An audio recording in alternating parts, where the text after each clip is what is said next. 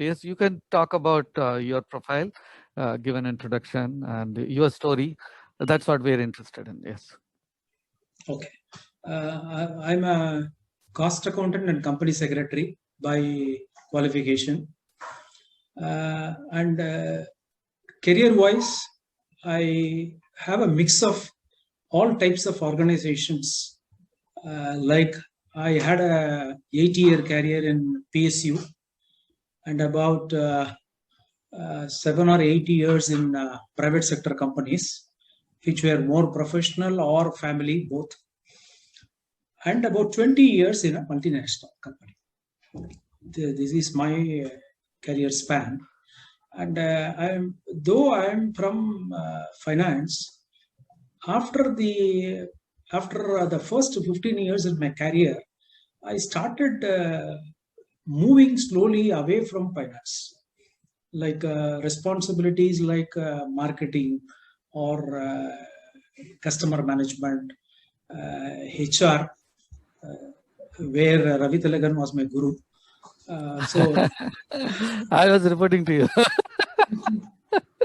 but otherwise, I had no theoretical exposure to HR, but the company was in such a development stage that they were open to give any function to anybody, so that all that they were interested was only that the function should go smoothly. And I had an able support from Ravi Tilagan, so that way HR was also was a new area. And at one stage, like I joined the company in 1996, and in 5 years' time, I had a growth to the position of managing director in that company. I started as head of finance. For 2 years, I was head of finance. And from the third year, I started going into the other functions also. Of course, HR was only an incidental function.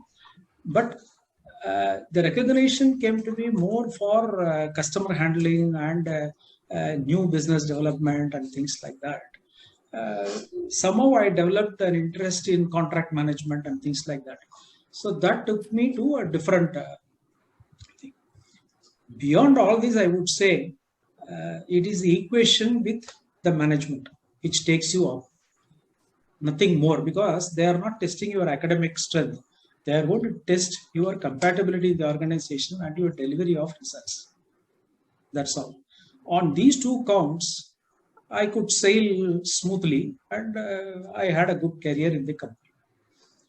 And after 5 years, I moved to a different ownership pattern. Like originally, this company belonged to Germans, and then it was bought over by a French group. And after 5 years, even the French group was bought by an Italian group. So that way, my bosses were from different nationalities at different points of time. And normally in the multinational culture, with a lot of M&A happening, you get to meet new bosses, new owners, and their vision also changes. The vision of Germans were different, the vision of French people were different, and when it came to Italians, it totally changed. This is basically because these companies are having specialization in their own area. Like the Germans were more into power plants business, whereas the French people were more into technology-oriented work. Whereas Italians, they were specialists in construction.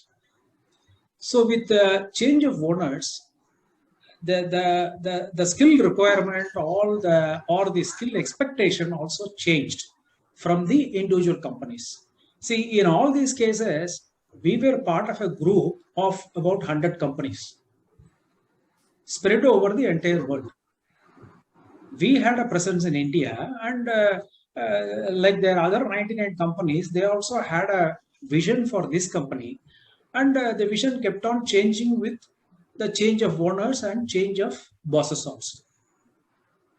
Change of bosses, because in any multinational, no boss stays here for more than 3 years.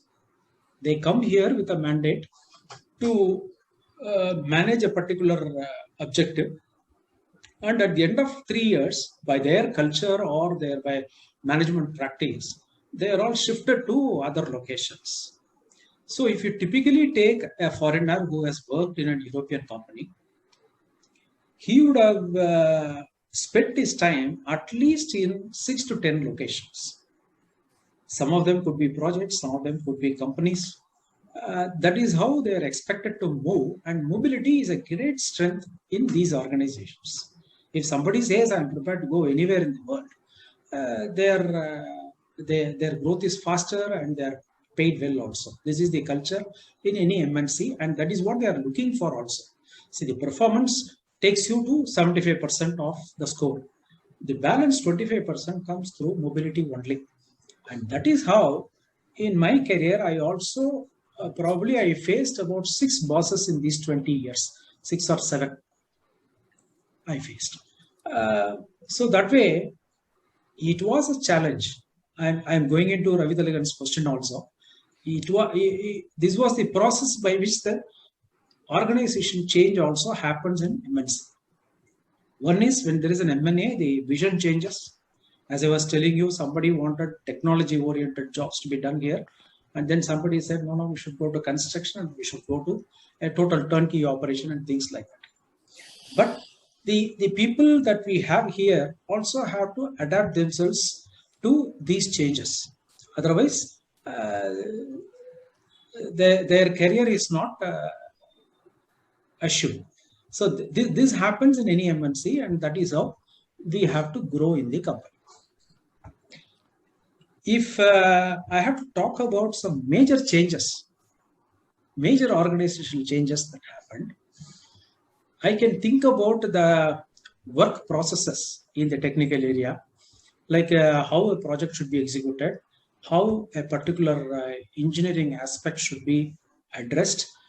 This is an area where somebody can create even volumes and volumes of procedures and papers. And multinational companies, especially the foreigners, believe in following a procedure religiously. For example, if I have to do a work today, if there is a procedure available for that work, I'm supposed to follow that fully. I'm not expected to leave even any step out of that.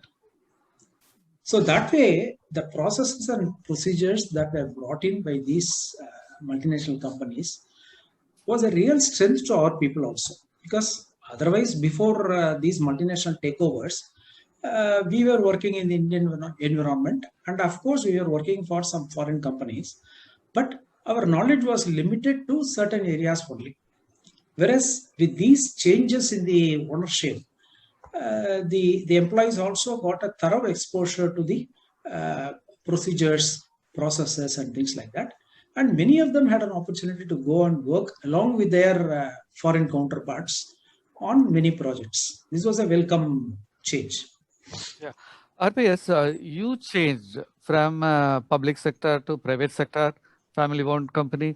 Then by the time you came to this organization, it was already a multinational, or it was owned and subsequently became multinational? The company which I entered in '96 was already multinational. Already multinational. Already Yeah. multinational. Although it had a background of being a family company. Yeah, it was by an Indian entrepreneur, but he also sold it to a German company. Correct. So you went through this 3 changes and subsequently ownership changes.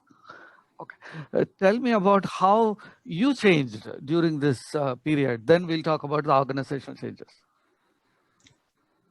Come out again. How did you go through these changes? What happened in your mind? How did you adapt to this change?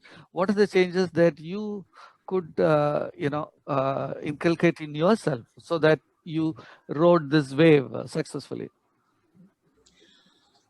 The first part of PSU and private sector was not a big challenge. PSU is a place where you can learn a lot.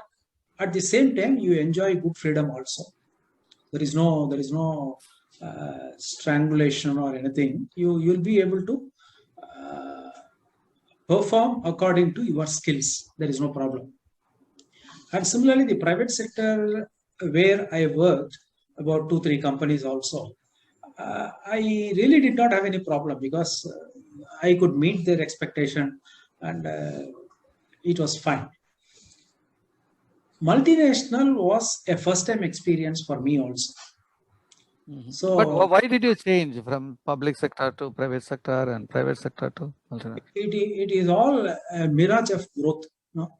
You feel that when you are in a public sector, going out can accelerate your career. But at the end of the game, I realized that it has accelerated, definitely. After 30-35 years, I realized. But in between, there were struggles because all the changes that you make may not be the best ones. Somewhere you get stuck and you have to come out of it and all that.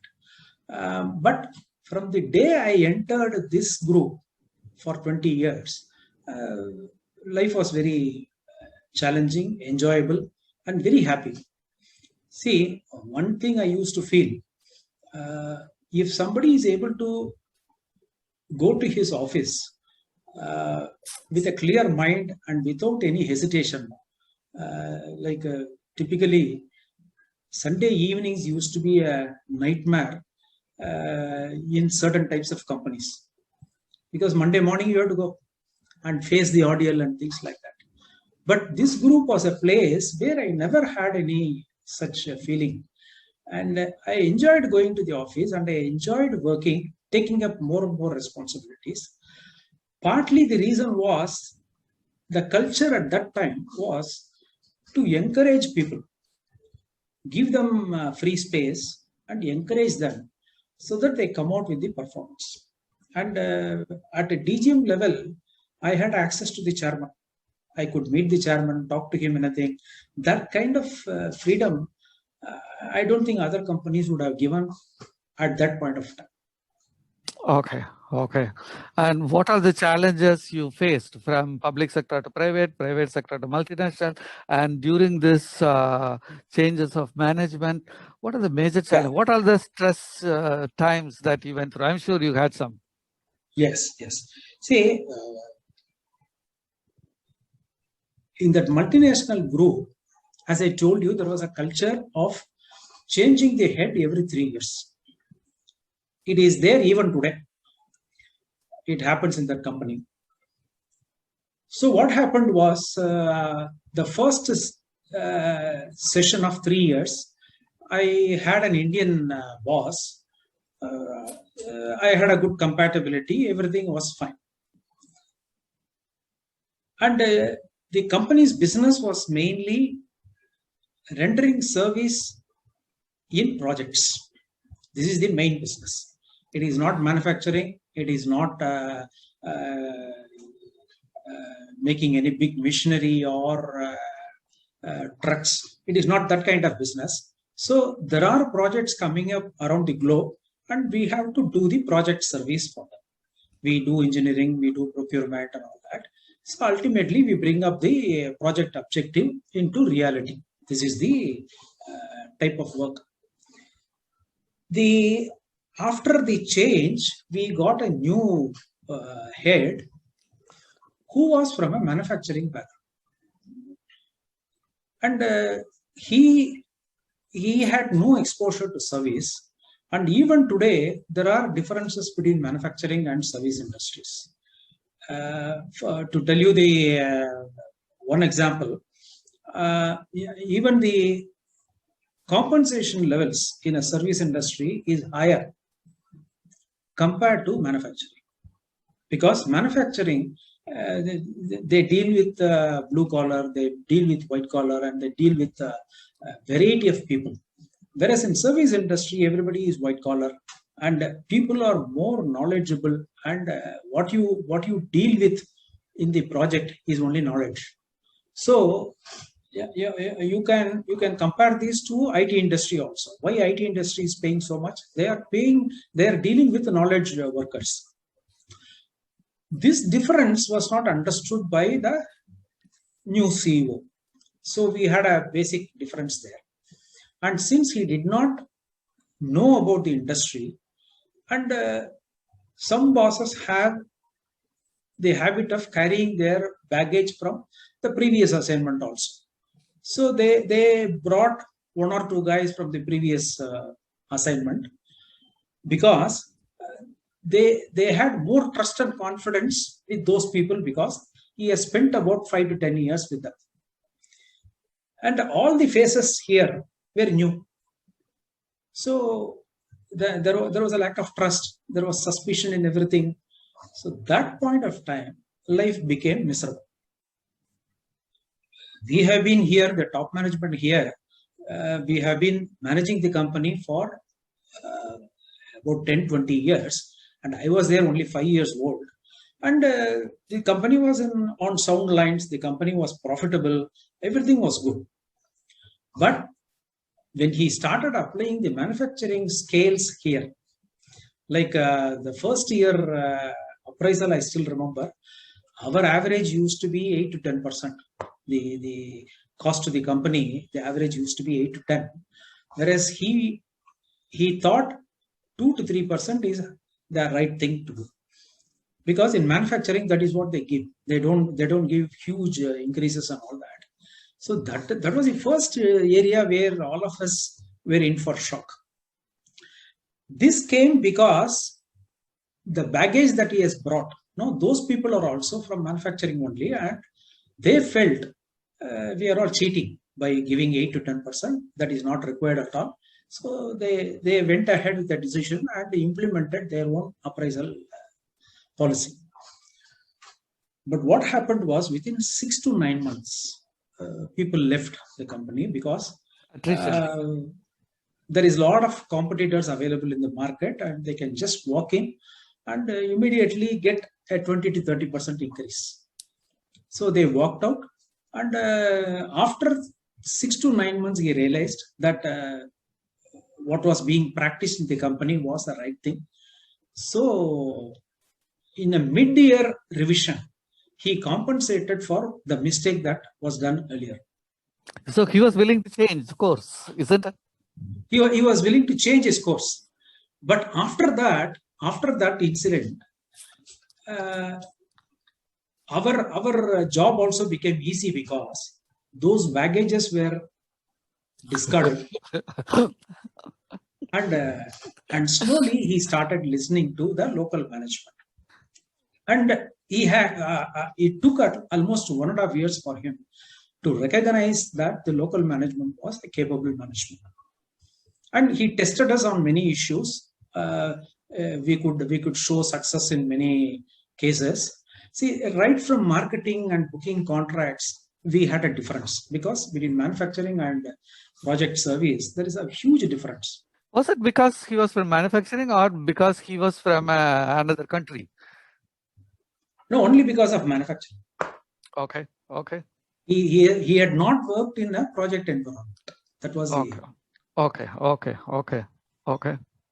But believe me, I was one of the most successful guys to turn it around. Come out lead. I know. I can understand that. Yes. See, I also struggled. I had a tough time for 2 years. That's partly because the earlier 5 years were a golden period for me. I enjoyed the full confidence of the management, so I had no problem. But suddenly with this change, 2 years were a very tough period for me. But after that, we had a good understanding, and he only nominated me as managing director finally. Isn't it? So, yes. So what are the tests he gave you? Yeah, see, every week there will be some issue which I'll be managing, and finally, if I come out successful, he will mark it. The credit balance will go up. Will go up. And after 6 months of such credit balances, he elevated me suddenly one day, which is not a practice in that company. Elevations are given only at a particular date, like the normal appraisal period. This was done during a odd day, because he said openly that I've been observing for these last 6 months or 1 year. I'm quite happy with what you have done, so I'm elevating you. Okay. This I always used to think, no, see, in the first 6 months, had I really lost my patience and walked out, I would have been a loser. Would have been a loser, yes, yes. I had the patience somehow. I don't know whether it's good or bad. You are not expected to be too patient. And But it has proved to be very good, isn't it? Yeah, but see, after the event you can say, but if it had not happened, then I'll be blaming myself. I should have gone 1 year back or 2 years back. But that is one big challenge. Obviously, you went through that dip and came through very successfully. But subsequently, the company got sold. Yeah, see, that is where one M&A happened, and Germans sold the company to French. And since I was already nominated as a managing director, I started working with the French group and thereafter with the Italian group. But always this change of leaders was there, and beyond a point I got used also. After the second man, I got used. So at the end of 2.5 years, I'll be looking for the new guy, and there could be cultural changes, there could be vision changes, and thereafter it was not difficult for me, but I was adaptive. And when we moved from this owner to another owner, like a French, Italian, all that, one major change that happened in the organization was in the performance appraisal area. Basically, we were following the normal Indian pattern. We try to be very benevolent to the employees, and most of the senior managers have a lot of hesitation to tell any underperformer about the fact of his underperformance. There is always a reluctance. People don't want to call a spade a spade. So this was always a problem. So our appraisal policies were always, we give an increase where 75% of the people will get above average or above average, and only 25 will get below average. If I say average is 6% or 8%, 75% will get more than 8%, and 25% will get less than 8%. This was our strategy. But these multinational groups, see, in multinationals also there is a practice. Some multinationals do not insist on day-to-day management being dictated by the owner. Like the Germans were like that. They never interfered in any of our day-to-day policies. Whereas the French and Italians, they believed that as a group, we should follow the same policy everywhere. There should not be any difference. And generally, what I have seen is Europeans or Americans, they believe in a good performance management system. They don't hesitate to call a spade a spade. Okay. If somebody is not performing, they won't hesitate. They would like to close his contract or tell him. So the directive given to us was not the 75-25, rather only 60% should have any increase at all. Balance 40% should go with a zero increase. Really? Okay. And the 60% also cannot have 20, 30 and all that. It will be a max of 10%, let us say. And with this 10%, they will be given a variable pay to motivate them and stay in the company. See, the overall kitty that a guy gets, he should not be disadvantageous from the market point of view. He has to be fully compensated. But only thing is, they brought a concept of fixed pay and variable pay. The variable pay you get every year if you are a good performer. Whereas the fixed pay will not be increased dramatically. And at the same time, for average or below average performers, there is a threat that you can continue, but you will not get any increase. Or sometimes they are given just to compensate for the inflation. Inflation in India at that time used to be 3% or 4%. So they were given that inflation percentage only. This was a major change. But if you look at it from the did you like the change, or did you resist this change? I didn't resist. You are okay with this? I was okay with this because I was really having a grievance that I was not for giving zero increase to 40%, but at least I thought 10% should be given zero increase, or 5% should be told that they are not performing, and if required, they should be sent out. See, it cannot be a free meal. So that used to be my thinking, but the practice at that time was that nobody wanted to identify anybody as a bad performer, and they wanted to please everybody. But this change in the performance appraisal policy really brought a big jolt to the company. For 1 or 2 years, there were some impact, like more competitors were coming to Chennai, and people were also moving from this company to that company. All that happened. After 2 years, the company also understood. It stabilized. And the guys who got variable pay, that was all significant.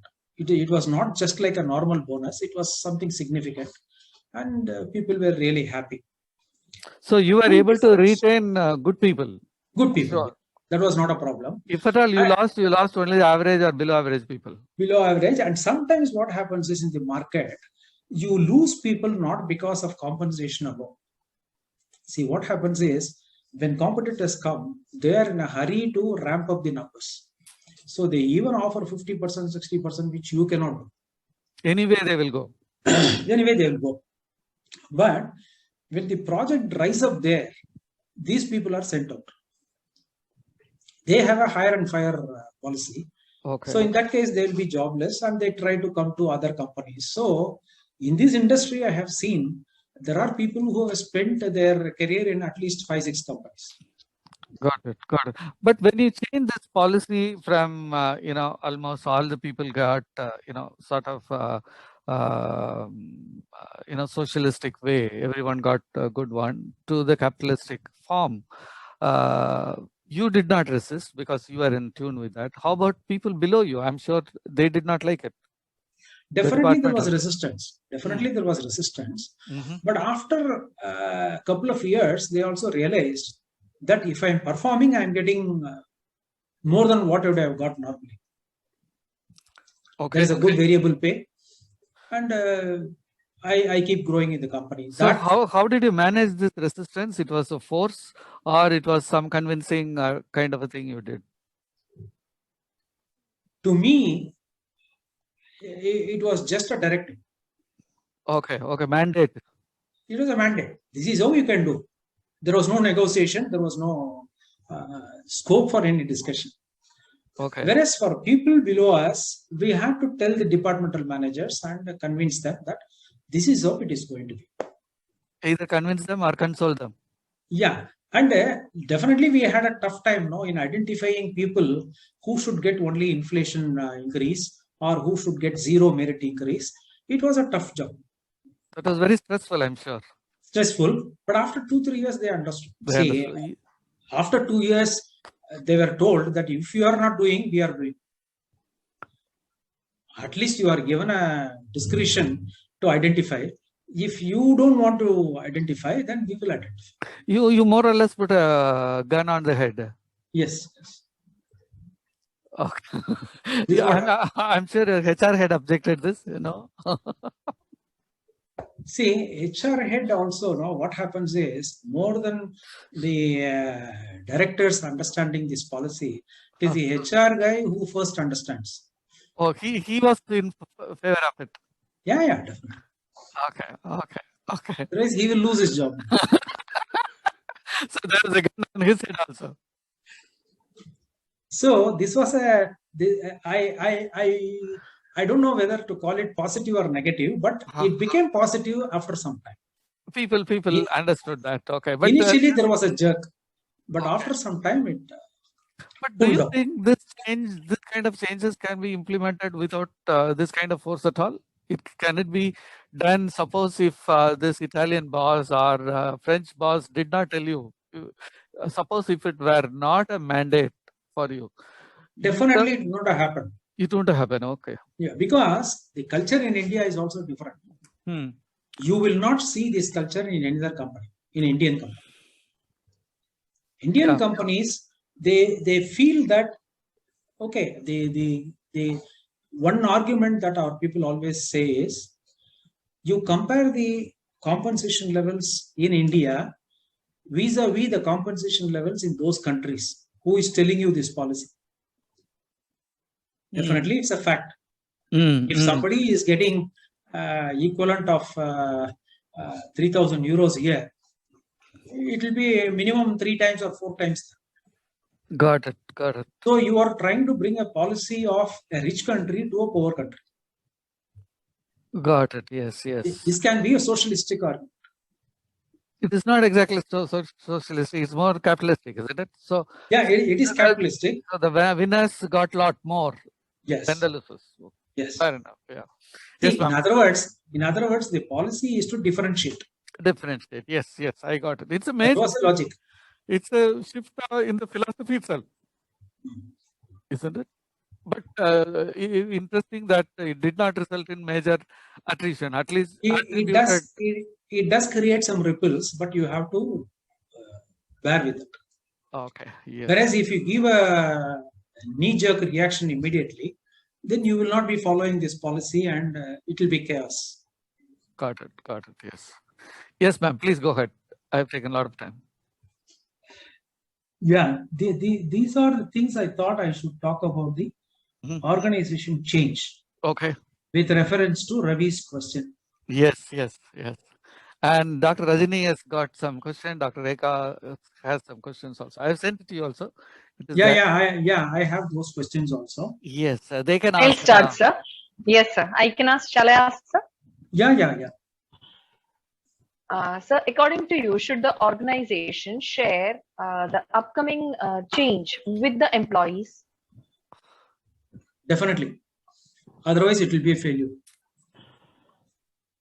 So, how early should these upcoming changes should be informed to the employees? How did you do that? Whenever, especially when See, for example, when there is a change of CEO and he comes with a revised vision for the company, within 1 or 2 weeks, we arrange a communication meeting and tell the people that we are going to travel in this direction. That will be told clearly. There are some positive points also here, because if I don't tell the departmental manager about this, he will not be aligning the skill sets towards the new goal. I have to tell him in advance that all along we were going in a particular route and now we are going to change. So you have to look for these kind of skills. And this is going to be our future now. And there has to be a justification also why we are doing this. For example, I was manufacturing IC engine trucks all these days. But today there is going to be electric vehicle. And when I migrate to electric vehicle business, I must tell the people also that this is the future of IC engine vehicle. And if I continue like this, I may not succeed. Like that, in our industry also, we tell them why we are changing. And this type of communication is a must. Otherwise, see, who is the CEO? The CEO has to carry the entire team and then achieve his objective. If the team is not with him, what he can achieve? Yes, sir. And sir, you earlier when you were speaking about the organizational change, you said that there were few people who resisted the change. How do you deal with them? The people who resist any sort of organizational change, how do the organization deals with them? See, Do the you coax first, them to continue, or you give them an opportunity to go out? see, like the first step, what we do is to explain to them why the change. Yeah, they should get convinced about the logic, and in case they are not convinced, then they lose their compatibility with the organization. See, the organization is not going to change its vision because one manager is not accepting. So, practically, it is the manager who has to decide whether he is going to accept this change or look outside where he can have a different vision. Did you have any experience where you had to let go of a senior person or a manager because he was not falling in line with the change? I didn't have any such case. Really? They went on their own? No, or they See, adapted? we had one or two senior people leaving Mm-hmm. more because they grew in the organization from one level to another level, and at that level they could not handle the pressure. Okay. To give you an example, I deal with one department, and when I am asked to head the allied 6 or 7 functions related to that, if I can handle the pressure, then I'm fine. If I cannot handle, then I just walk out. This happened in 1 or 2 cases. So that is only Where a performance issue. I could not. it's only performance issue, and where I also feel probably we were wrong in choosing such a candidate. It's like there are 5 departments in an organization, and there are 5 departmental heads also. And when you want to nominate somebody to head all the 5, your choice has to be really effective. You have to choose a guy who can really handle that kind of a pressure. If I do a mistake there, then the guy probably jumps out. Okay. This has happened. But it was never because somebody was not willing to toe the line, and No. Never it was like that. That's you've been very lucky. One thing that could happen is I may not like the change, and I will not be very ambitious also. I just do what I am doing today and continue in the organization. I don't make my resistance explicit. I don't talk anything against the change, but I don't support it passively.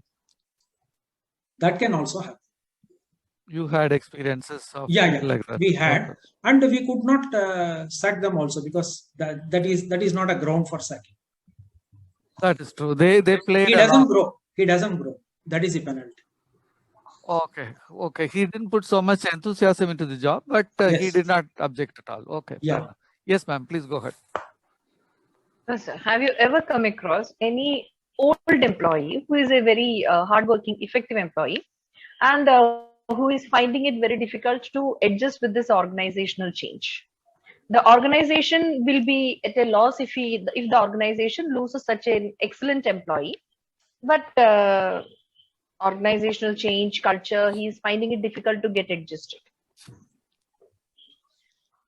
See, what happens by a change? He knows his job. How to do the job, he knows because he is an effective employee.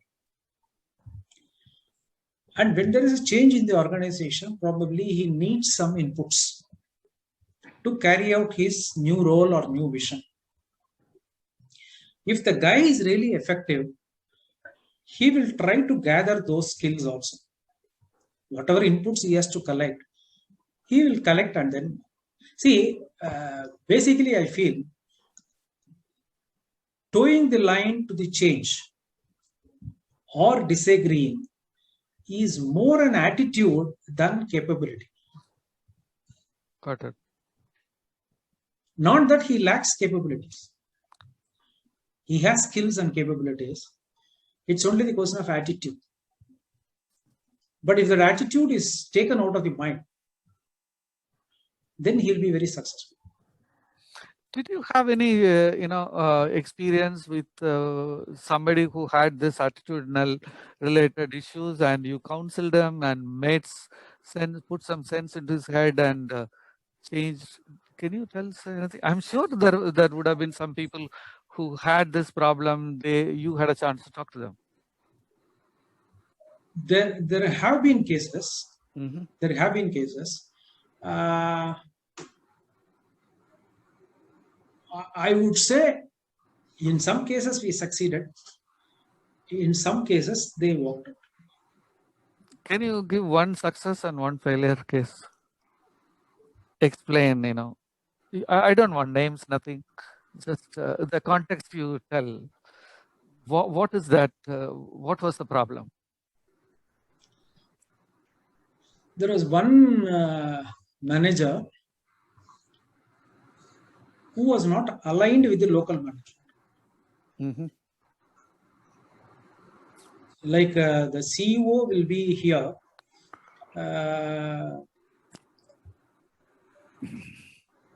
coordinating everything with the corporate, and he will be following a different line without keeping the CEO informed fully. Mm-hmm. This kind of attitude was a problem. It went on for a couple of years. Okay. And finally, in spite of all counseling, we could not change it. This was an attitudinal problem. Like he didn't have confidence in himself that I can handle both parallelly and still perform. That kind of confidence was lacking in him. So that was an issue. So you had to let him go. Yeah. In fact, we wanted him to go and he went. Okay. Without our telling, he went. And we didn't regret his going. Okay, you didn't stop him when he went. We didn't stop. Is there any case where you changed somebody, who you counseled them, put some sense into him, he changed, and he became very successful in the organization? Is there any positive example? See, what happens is this happens in quite a few cases, Mm-hmm. but it will be at an infant stage rather. See, they don't go to the level of thinking about going out and all that. But initially they show some resistance or they raise some issues. With some proper explanation and counseling, they understand. That's why I tell you, if the guy has got the right attitude, he can get answer for any questions. Correct. From the management. That's true. But if he has an attitude problem, whatever answers you gave, It will not go to. Accepted. So, was there any occasion where you needed some counseling, you were troubled, and you talked to somebody and you got counseled? Because you went through so many changes. The first example, what I told you, manufacturing to service.